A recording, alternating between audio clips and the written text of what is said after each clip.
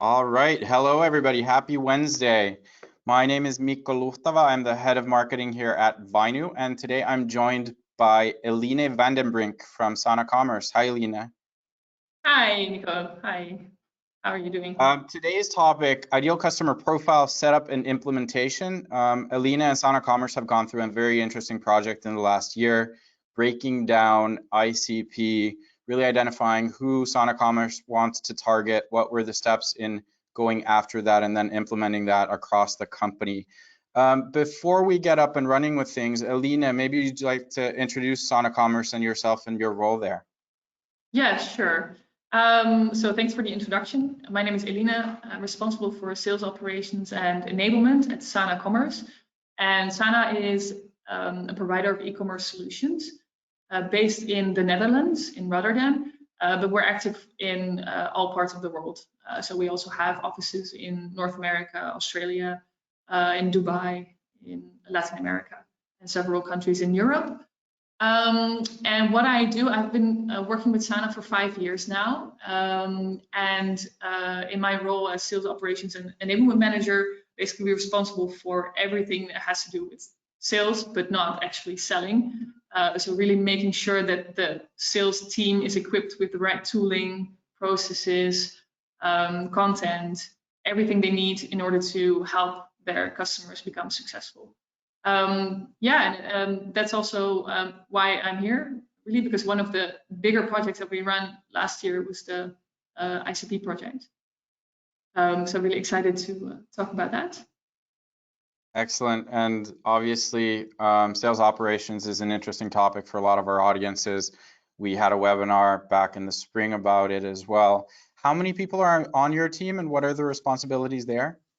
We're currently with 8 people. And I would say that currently 75% of them are working more in the sales operations area, and then we have 2 or 3 people who are really focusing more on the enablement side. But we do see that the enablement side is really growing a lot.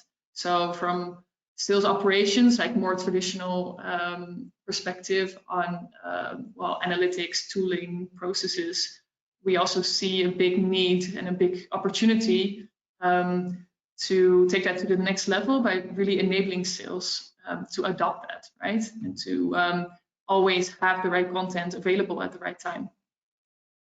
Right, so then it's a combination of both coming up with the ideal setup and then making sure that that's actually being adopted by the different sales and marketing functions. Excellent. Before we get into the project, I have a poll for the audience. Let's figure out where we're starting with different people listening. So give me a moment. I am jumping through here. So we're going to start with a quick poll just to understand how many people are actually currently working with an ideal customer profile. Looking forward to the answers here. Do you already have an ideal customer profile? If yes, how actively is it in use? If no, is it something you're discussing currently? Eline, in your experience, how many people or how many companies have had an ICP in place, at least in some level? Oh, that's a tough question. Well, we definitely didn't have one previously, but I don't really know about other companies, to be sure. But I'm guessing that most companies don't really have a formal ICP in place. They have some kind of target audience, right? They have some kind of direction, but not really actively embedded it in their entire organization and in everything that they do in terms of communication. Yeah, I think that's similar to what we've noticed as well. People kind of have an idea, but it's not very well documented and it doesn't necessarily show. Okay, let's see the results. I'm going to close the poll now. And what we're looking at is 39% do have an ideal customer profile. 11% have never even heard of one. So that'll be a good audience to introduce the concept towards. And about half don't have one, but are either working on it or have considered it in the past. So Interesting split. Any reaction to that? Is this similar to what you've seen, Eline, in your discussions? Yeah, I think so. What we also see is that companies think they have an ICP in place, or they do have an ICP in place, but it's not optimal, or it's not truly uncovering the value that they can potentially deliver to their customers, right? Yeah. I also think that it's something that needs to be reviewed and evolved over time, right? I can tell more about that later, because that was also the case for us, right? But yeah, times are changing, and if you have an ICP and you had it for 5 or 6 years already, then well, it's probably time to review it, because the whole world is different from 5 years ago. Or even 6 months ago, just in terms of what's been happening recently. It's a good point. Yeah. All right, let's get into it. I think everybody would love to hear a bit more about the project that you've had. So what was the project for you? How did it start? What was the original situation when you decided that, okay, now we need to start with this? Yeah, we actually have to go back to beginning of 2019, I think. So 1.5 years ago. I must say I wasn't quite involved at that time, because it was really our senior management team that said that came to the conclusion that our old ICP, or our old value proposition, wasn't really relevant anymore. It was outdated. It was not truly addressing the value of our solution and that it could deliver to our customers. So that was actually when the conversation started happening with our our management board, somewhere Q2 2019. So that was kind of uncovering the problem, acknowledging the fact that what we did until then was probably not the right way to move forward. That we needed to change something. What we basically saw is that the customers that we targeted and that we thought that were our ideal customers, we mainly focused on customers that were looking into e-commerce for the first time. And like 5 or 6 years ago, you saw a lot of companies that were still new to e-commerce, right? It was especially for more traditional companies, smaller technology firms. Like, it was kind of new to them.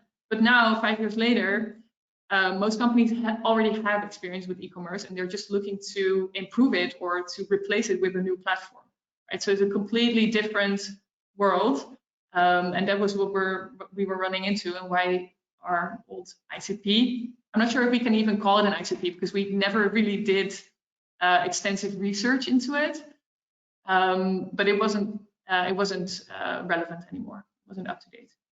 And was it more that it's anybody who's interested in getting started with e-commerce, or just anybody interested in e-commerce at all? What did that? How specific was it at that point already? It was specific in the sense that we can only serve customers who run specific ERP systems. I don't want to go into the technical details, but we can only serve companies running on either a Microsoft or an SAP e-commerce ERP system. And so that's already, well, making it more specific, right? But other than that, it was just basically anyone running Microsoft or SAP ERP system who is looking for e-commerce, and then with a slight focus on B2B rather than B2C. Okay, so it does. I'd actually imagine that that's a pretty common situation for most people listening, or anybody who has had an ICP, ideal customer profile, is that they've said, okay, these are roughly the companies that we're going after. Was there something that clearly, apart from the market shifting and maybe there being more companies out there, maybe more accustomed to e-commerce, was there another reason that said we really need to define this and get more thoughtful with the process? I think what we also saw is that our commercial teams, and not even only our commercial teams, but the entire organization, there was not like a consistent way of communicating our story to the outside world. I mean, we had our slide decks and our content, right? But the whole story around it, we never really put a lot of effort into it, and we never really did this extensive research into it and how we want to sell our product. So in order to become more consistent in our messaging, we also saw that we needed to run this project. We also saw, in addition to that, we saw a shift towards more enterprise oriented, or more the enterprise segment in our customers, where traditionally we mainly focused on small SMB companies. We now see our market share expanding in the enterprise segment as well. Okay. Yeah, excellent. So then it sounds like it was kind of buy-in across the company that we do want to change this. What did the process then look like to come up with a well-defined ICP for you? Yeah, so it started so mid 2019 with actually deciding that we wanted to get the help from an external agency in order to run this smoothly, right? So we started with reviewing and selecting an external agency that would really build this new ICP and story around it. Based on the research that they did. It was such a big project. We didn't have that many resources internally who could really dedicate that much time to this. So we thought that was the better option.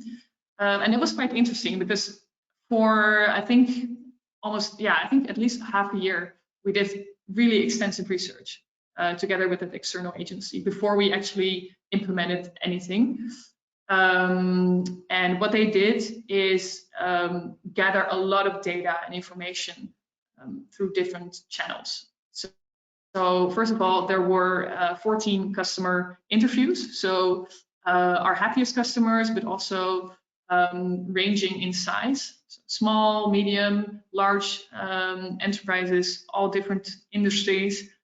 And in addition to those 14 customer interviews, we also had 40 customer cases that we already had in our marketing database that we really assessed. So what were their challenges? What were their benefits?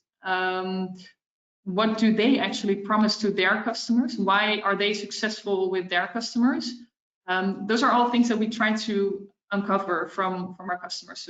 So both through interviews and through assessing cases that we already had. In addition to that, sorry, let me cut you off real quick. That's really interesting. So you did 14 deeper interviews, right? Kind of trying to understand the mindset and everything. And then did you say 40 people where you really looked at, was it more like internal data on those companies, or what was the source for that? So the starting point was like reference cases that we built in the past with them. So just marketing content that we built with those customers, and really see if we could find any patterns, any recurring elements that we saw that really made that change for them, right? And starting from there, and also assessing what type of companies they were, right? And what made them successful. Yeah, so that was really on the customer side. We also did internal interviews to see, like, from our internal colleagues, mainly senior management from sales, marketing, product development team, how they feel that our solution is adding value to our customers. So we did 8 internal interviews as well, very extensively. Then we also assessed 25 external research papers very thoroughly. So think about the bigger consultancy firms like McKinsey.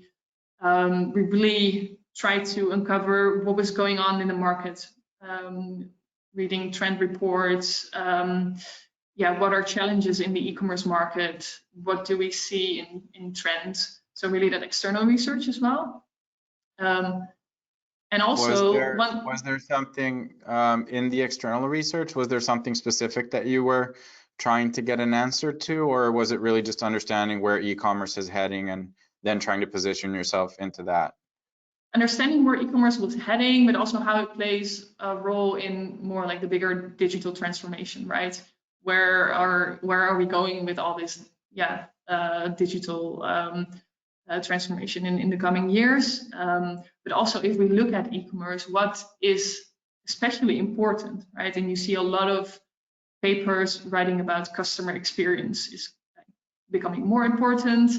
But what does it actually mean, right? Is there any evidence that we can find in these papers that could support that? So that's what we were really looking for, like what are data and numbers to support those hypothesis.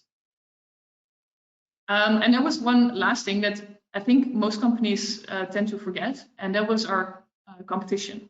We assessed 10 competitors critically by looking at their website and their brand promise. We really thoroughly looked at, okay, what do they actually tell their customers or their prospects on their website? How do they get their message across?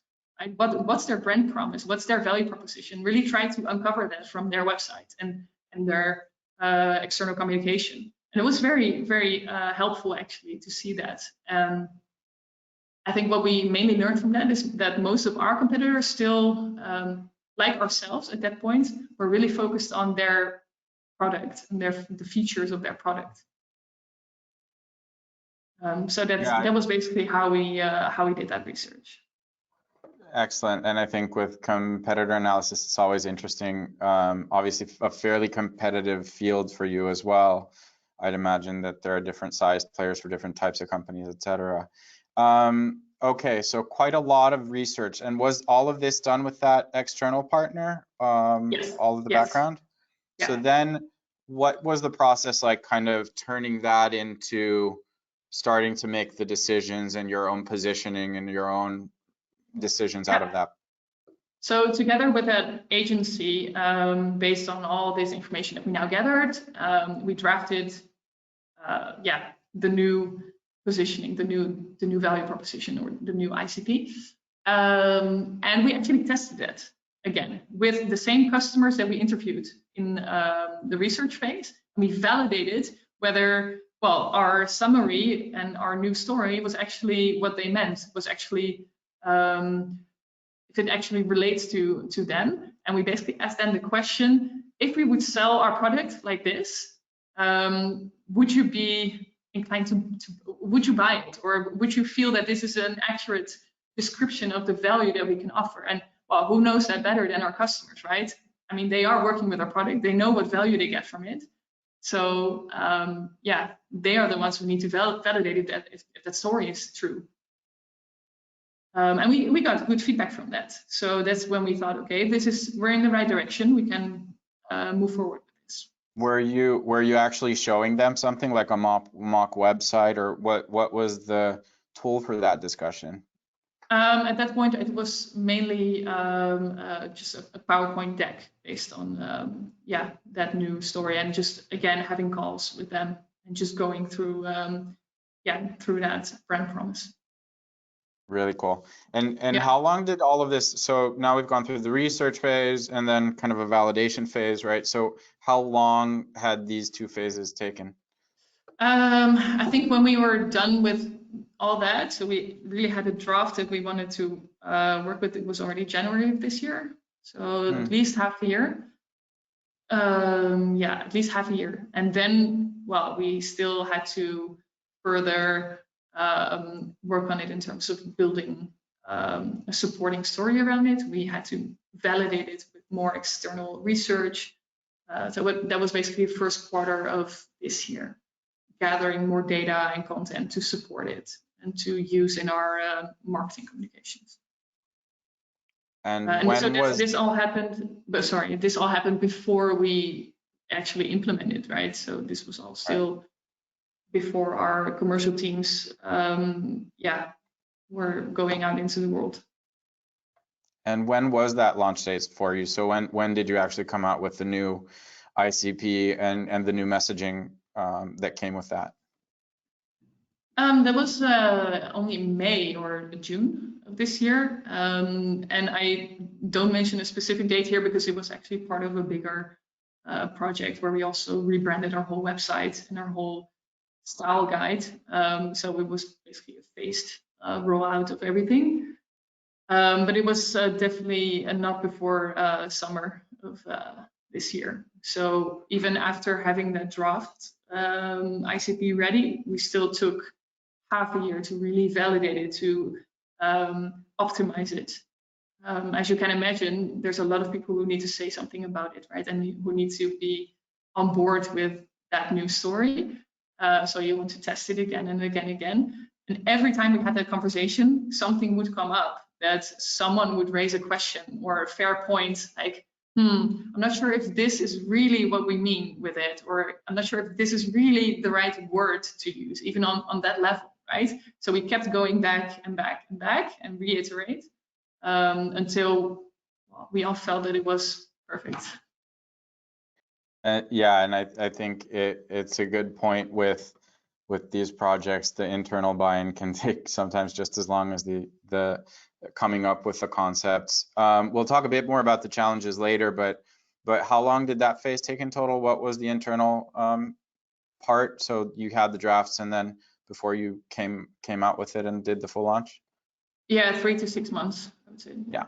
Okay. Excellent. And once more, you mentioned obviously you had an external partner along the way. How much of the work and was on them, and what did that collaboration look like? The research phase was definitely heavily depending on them. So that was second half year of 2019. After that, we actually took over most of it. So in terms of really adopting it in our organization, we did that ourselves with our own teams, and also creating the right content around it. We also did that ourselves with our marketing team. So from January onwards, I would say we were doing most of it ourselves. Before that, the external agency was definitely involved to help us define that ICP. So they sparked the idea, and then you ran with the execution internally? Yes. Okay. Yeah. And I also have to say that what they initially came up with, we actually reiterated still a lot after that, right? So we also rephrased it into wording that we thought was more appropriate in our industry, because you can imagine that, well, if you're in a certain industry, you just know what works best in terms of words, some kind of professional language that is used more often than others, and it's more difficult for an external party to understand that. Yeah, makes sense. And I assume that also the internal and kind of getting stakeholders around those same messages, etc. Yeah. All right. Then you had an ICP. I'd love to hear a bit more about what that actually looked like. What are these clear ideal customer profiles for Sonocommerce today? Yeah. As I said before, in our old ICP, we basically targeted everyone running a Microsoft or SAP ERP system in a B2B environment.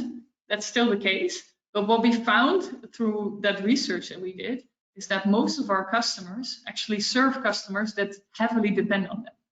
So most of our customers that are really successful, they thrive because of the lasting relationships that they have with their customers. So that really made us realize that we shouldn't focus too much on our customers, but more on their customers, right? And the relationships that they have with their customers.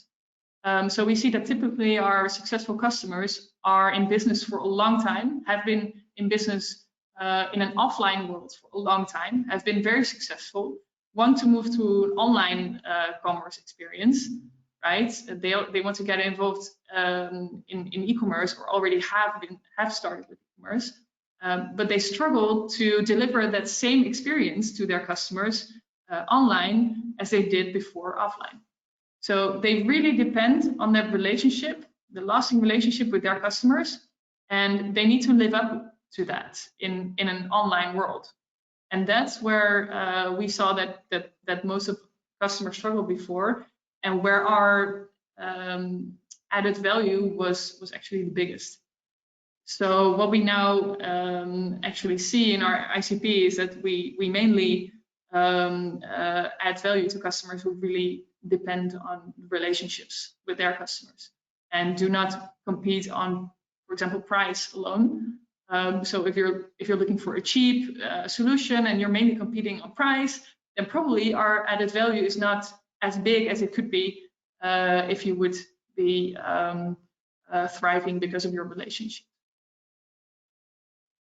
Excellent. I want to hear a bit more about saying no and what that looked like, but yeah. Maybe now we have a few slides. It would be helpful if you just walked us through what the Sonocommerce message looked like based off of this. Yeah.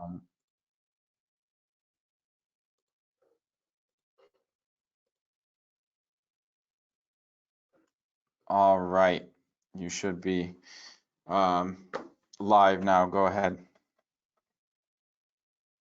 I don't see the slides. Hold on. There we go. Yeah, sorry about there that. we go.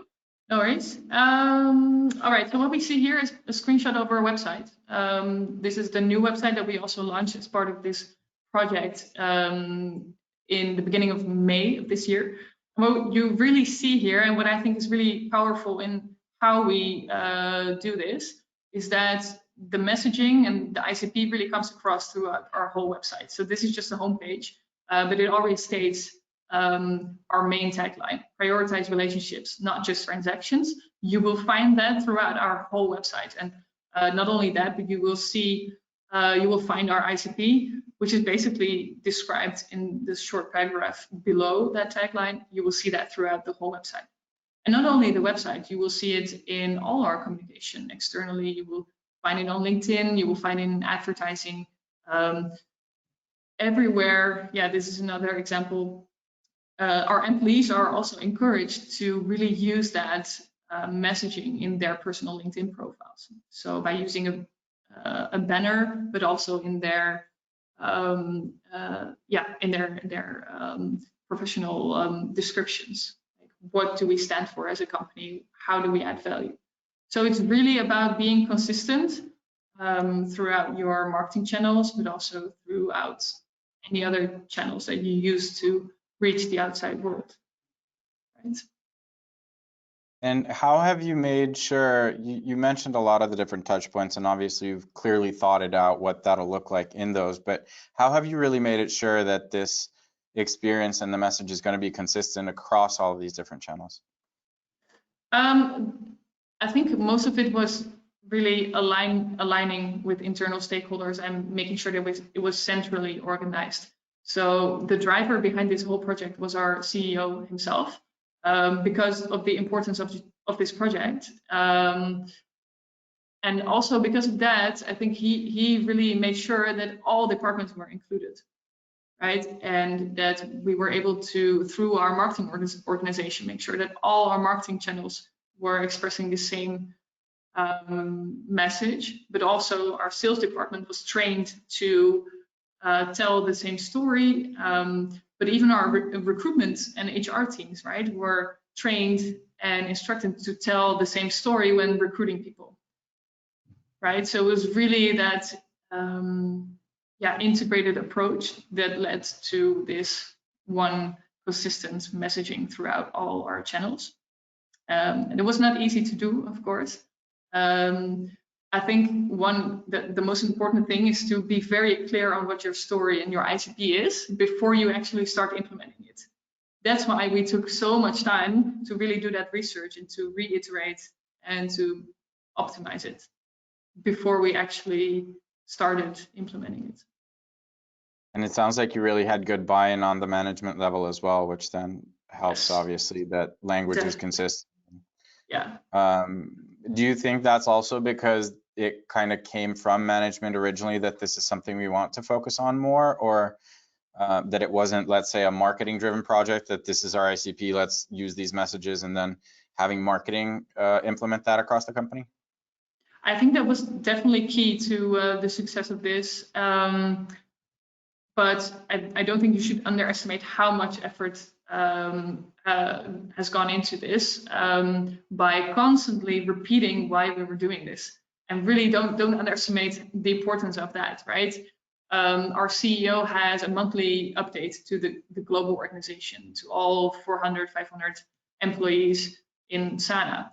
And every month, throughout the course of the project, while we were still doing the research, he would tell the story of what we were doing, why we were doing it, where we were now, what the status was, what challenges we ran into. He would always keep everyone in the organization informed of the progress that the teams were making on this and why we were doing it. So that was just like half a year or a year before we actually implemented it. And at that time that we really went live with that, everyone already knew that it was coming, right? They were already prepared for it. And you mentioned that there were a bunch of hard discussions on the way, really defining that ICP and those core messages. Obviously, a big part of any ICP is also saying no to a lot of people, the ones that aren't maybe getting as much value. I used the example when we talked earlier that if I were to sell a software system to people in the Netherlands or then people only in Rotterdam, if you're from Rotterdam, I assume you'd prefer buying the latter. But what's an example of one of those decisions that you had to make, that these aren't the companies that we want to target? Yeah, so I think one I already touched upon briefly before is that if we see that a potential customer who we are in contact with mainly depends on price and is not really thriving because of that relationship that he has with his customers, we're probably not the best solution, right? We can do it, and that's what we tell them. We can do it, but the added value of our solution will not be as big as if you would really depend on reliable relationships with your customers. Also, another example is that we really focus on companies working in a B2B environment. Also, because of the nature of our products, we make e-commerce and ERP work as one. So we use a lot of the data that's already in the ERP system of the customer and use that as logic in the e-commerce platform. So you don't have to maintain data in two systems, but we just basically show the data from your ERP into your web shop. Companies that really get the added value from that are typically B2B companies with a lot of complex data that they have stored in their ERP system. They don't want to rebuild that again in their web store, right? They just want to have a seamlessly integrated solution that shows the right product data in their web store at all times. That means that B2C companies or bigger retail organizations, they are probably not the customers that we can add most value to, right? So we sometimes have to say no, and we can do B2C as well, and we have done it in the past. We have some really nice B2C or retail customers, but we also tell them, okay, this is not our core business. We can do it, but well, it's not what we focus on, and it's not where we see the biggest added value. And that's sometimes hard, right? Because especially our sales team, they don't like to say no to their prospects. If a big B2C customer reaches out and they want to get in touch with Sana, well, they don't want to say no, right? Because it's a retail company. So that's sometimes hard. And now with the new definitions, do they have to say no? Or is it more that then you're just transparent about this isn't necessarily what we do, and then you kind of discuss the situation? It is about being transparent. They don't have to say no immediately, like, no, we're not going to help you. It's about being transparent about our value, right?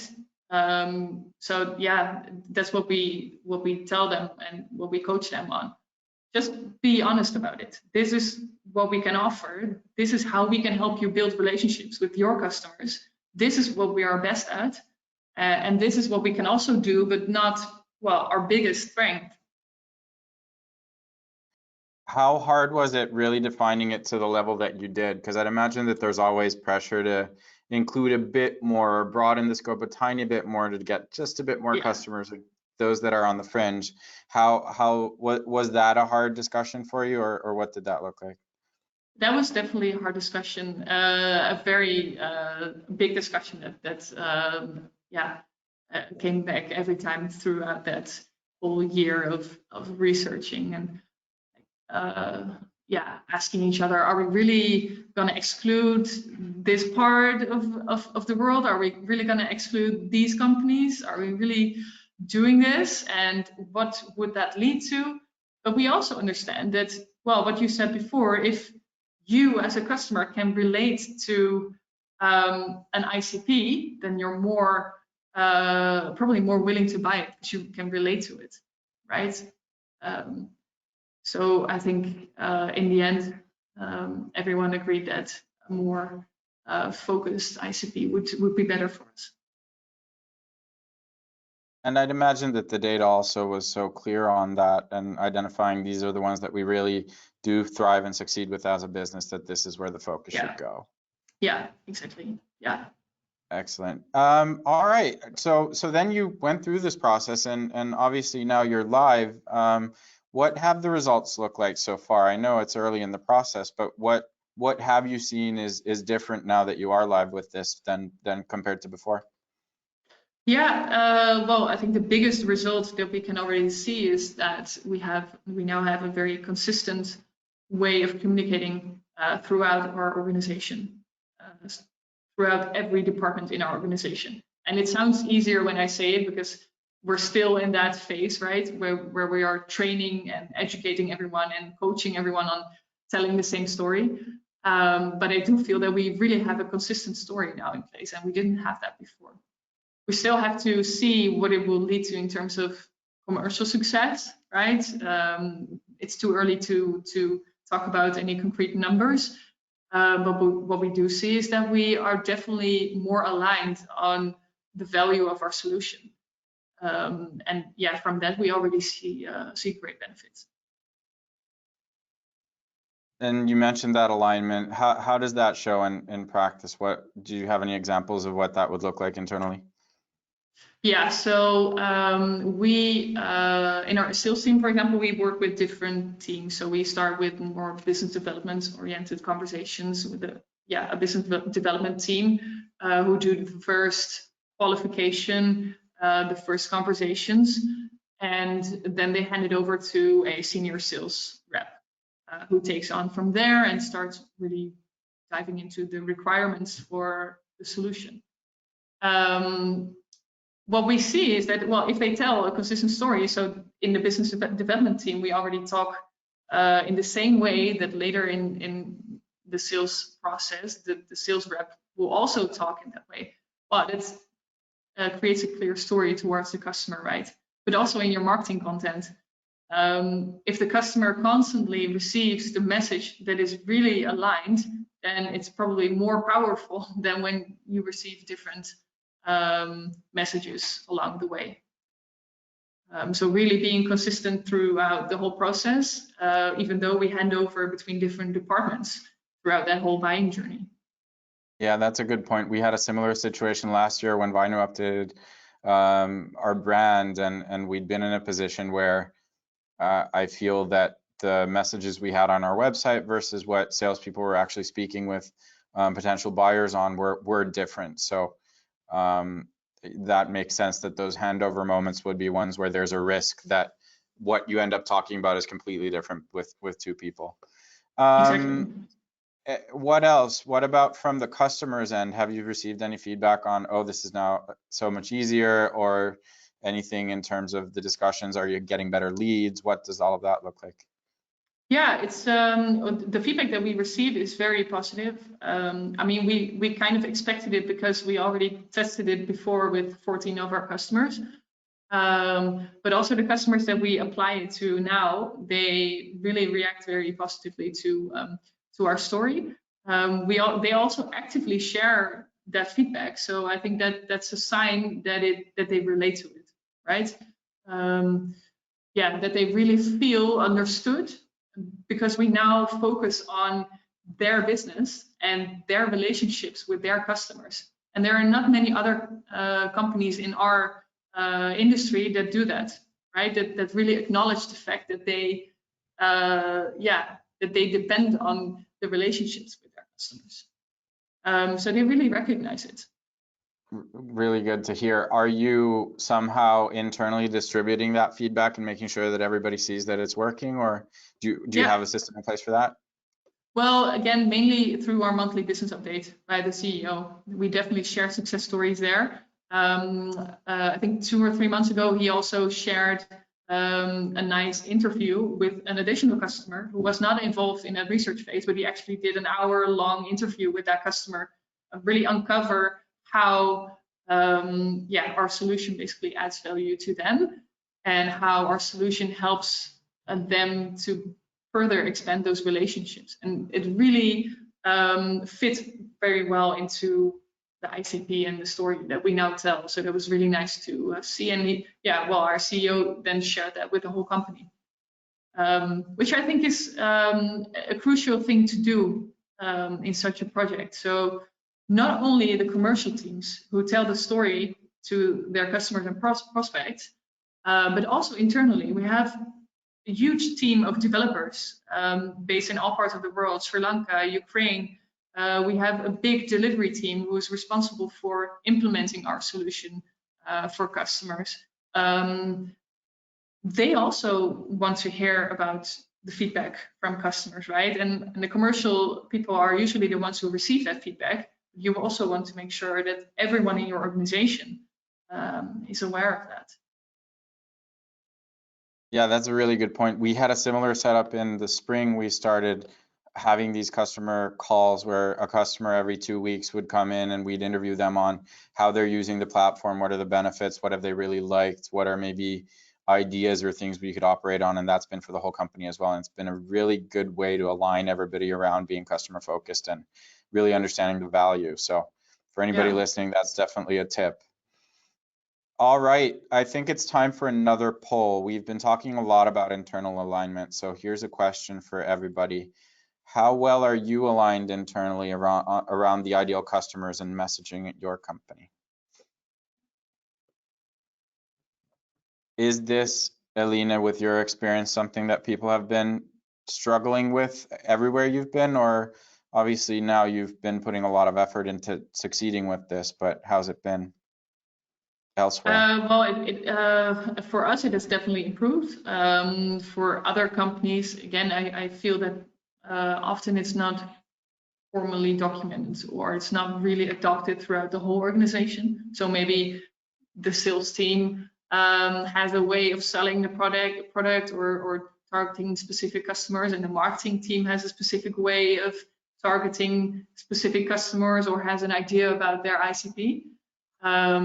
But I'm not sure if there are many companies who really have it aligned throughout their entire organization. It's funny how the simple things can be so challenging, but getting everybody around one idea is definitely one of those. All right, let's close and share the results. It looks like the most common one is that people are working on it, but they're not quite there. Obviously, support for others as well. Excellent for the 3% who are all on the same page. Obviously, glad to see that some people are the front runners there. It's interesting. What do you think? Which one's harder, having a common buyer or having a common message? I think they can both be very difficult, but it starts with knowing who your buyer is, right? So I think that should be done first before you can implement the right messaging. First, you know, like your ideal buyer, and then you want to find out how to best reach that buyer. Is there? Sorry, go ahead. No, good. What about the challenges with your project? Obviously, it's been a fairly labor-intensive one where it sounds like you really thought about it thoroughly as a company and adopted and put a lot of work into the research and so forth. But I assume that you've been touching on some things, but what have been the key challenges for you, or the key things that have really required a lot of effort to get things to work?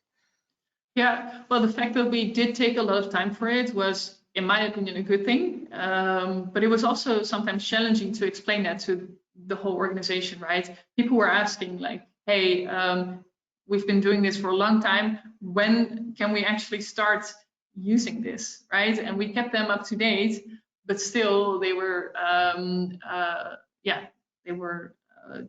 thinking, okay, can we already start using this, and why not? So really managing expectations to the internal organization. Another challenge, I would say, was the fact that it was part of a bigger project. The whole rebranding project of our website and our style guide. In terms of planning, it was very challenging to get that done. Also, I would say in hindsight, it's probably not optimal. We first launched a new website, which already contained all new messaging and new messaging around our ICP, but we didn't provide new slide decks or new content to our sales team yet. So they were somewhat instructed to tell the new story. We had our new website live, but they weren't equipped yet with the right content. We were still working on that. So the timing of that was quite challenging, and also something that we probably would have done differently if we would do it again. So then how did you tackle that? Just hustle to get those decks done as quickly as possible, or yes. what happened? Yeah, a lot Yeah. of sleepless nights. Okay. Yeah. I think that's a good point, because similarly, we went through the brand configuration for us last year, and similar challenges, right? There's a lot more that goes to updating messaging than just the website and a couple things that you maybe think link to it. It's really everything, right? And usually there are many more touch points than first thought about when planning one of these projects. It did take a while for you, and I do think that makes sense on the SonaCommerce level. What if somebody listening is working for a smaller company with less resources, maybe don't have the funds to use an external agency to do 6 months of research? What would you recommend for them in that situation? Yeah, I can imagine that probably you can do it much quicker than we did. But I think a good starting point is quite similar. Talk to your customers, right? Your current customers who are successful with your product or your service. Why are they successful? Why do they really feel the added value of your solution? Really talk to them. And then write down some factors that you see, or some patterns that you see within each of these customers. And also, if you find those patterns, what type of customers are they? Are they typically larger customers, smaller customers in specific industries? Can you find factors that really play a role in who those customers are? That's where I would start as a smaller company. And you can, of course, you don't have to do that with an external agency. You can also do that yourself. Also, I think a good thing would probably be that the implementation and being consistent across message would be a lot easier, and even just testing different messages and trying stuff out and seeing what works would be a lot easier if you went small. You mentioned the validation phase for you, but was it really one message that then got iterated, or did you have competing options for the positioning, or what did that look like? No, it was really one messaging that we validated at that point. I can imagine that you might want to test multiple options. That could be a way to go. But we decided to draft something based on the input that we gathered and really test that one and validate that one. You mentioned maybe thinking more on the other materials and other touch points a bit more in advance, but were there any other challenges, or were those really the big ones? Getting the internal buy-in, making sure that the implementations and the rollout is thought out, and managing expectations internally? Definitely training the sales team, which also took a lot of time to train the organization. We actually started by informing the global organization, so everyone from sales to marketing to developers to service consultants, customer support, everyone, HR, recruitment, by asking them to do an online learning, an e-learning, explaining not even our new value proposition or our new ICP, just explaining what it is and why it's important. So we basically started with a very generic learning on what an ICP is, why it can support our success, and also giving some examples from the outside world. Like, what do we see around us? Do we see some good or bad examples in our opinion? Why is it important? And then as a follow-up, we actually introduced our new ICP and brand promise to the whole organization, again through an e-learning. But that was just a start. So after that, we still had to take a lot of time for one-on-one coaching with the sales team, training sessions, workshops, with the sellers who really needed to adopt that story. building the right slide decks and also training them again in interactive sessions. Okay, if you now have this slide deck, how do you use it in your meetings? Sharing examples with them from our senior management. I think that's one thing that's also nice to mention, is that the involvement of our senior management was really crucial, but we also shared examples of how they would tell the story, and we asked them to record videos of how they would pitch our solution now, basically, and how they would tell the story based on that new message, and shared that with everyone.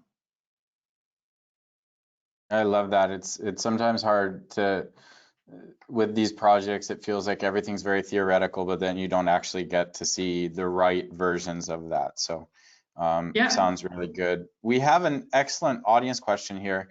How have you formatted your ICP? So is it just a description of the companies that you target, or does it also include the persona types, the individuals you're targeting, and the timing when you want to reach out to them? What level of detail do you have there? Yeah, it's definitely also including personas that we target. In our case, we mainly target C-level, IT, e-commerce, and marketing people. In terms of timing, not so much. It's not really included in our ICP, but definitely the companies that we're targeting and the personas. Is there, like, you mentioned the focus on the relationships, but is there a phase that these companies are typically going through, or some kind of transition, or is it really just more that overall these are the companies that you look for? So we see two main things here. So first of all, the companies that actually do not have e-commerce yet, the ones that we typically also targeted, right? The more traditional, maybe smaller firms that want to start with e-commerce. And I think our messaging really fits well into that. But the strong point about our new messaging is that it also fits well with companies who already have experience with e-commerce. So I think the aim for our ICP or our new messaging was also to have something that would fit both of those type of customers. And the obvious Vinu question here, how do you actually go after these companies? What's the, is it sales operations that comes up with target groups of companies that you're going after? Or how do you implement the ICP on a data and prospect level? Yeah, that's a good question. And I think in terms of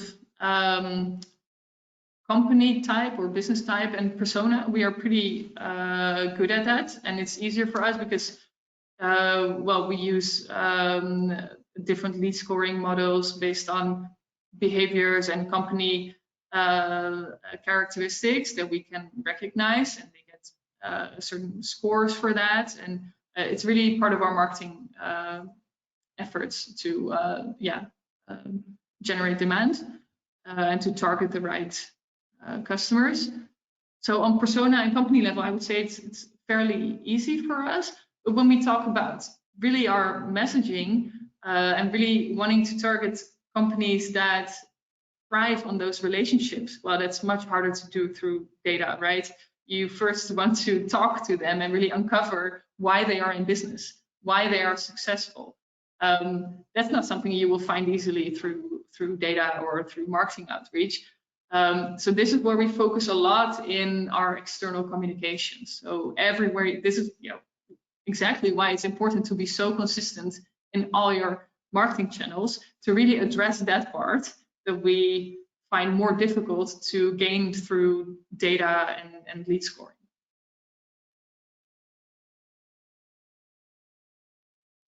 I don't hear you anymore, Miko.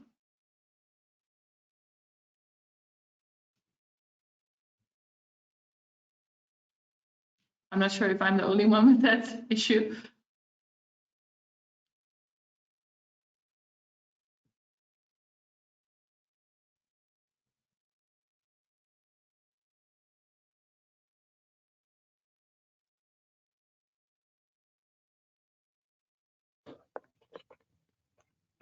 Now I hear you again, I think. Now you hear me again? Yes, yes.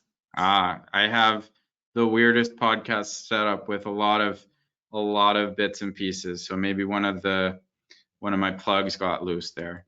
So about the setup, it sounds like it's a good combination of quantitative, where you kind of have very good lists built through the data and you have a good understanding, but at the same time you need to have a qualitative understanding for the pain points and the challenges these people are facing, and kind of using that to then really impact those people. Sounds good. We have another audience question here, and this is a good time to wrap up with any audience questions. How would you show impact? Obviously now you have the setup working. What are your metrics to prove that this campaign is actually working for upper management, that you have seen the results? Yeah, that's a very good question. Also, I think one of the most difficult things to do, because in the end, I think, well, a success is if we can grow our business and keep on growing exponentially like we did in the past years. So definitely being able to keep up with that. Yeah, but also just seeing that customers with our solution are able to provide that value to their customers.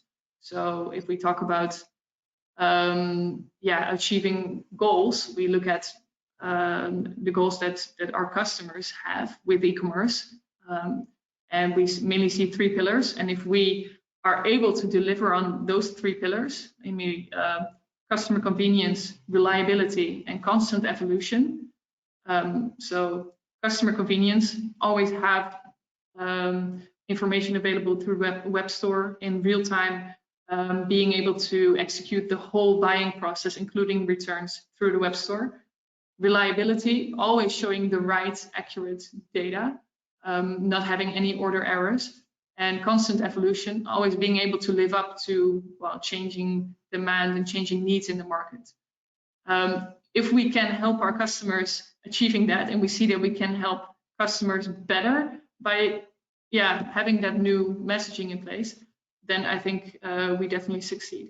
And in the end, well, it needs to lead to more revenue.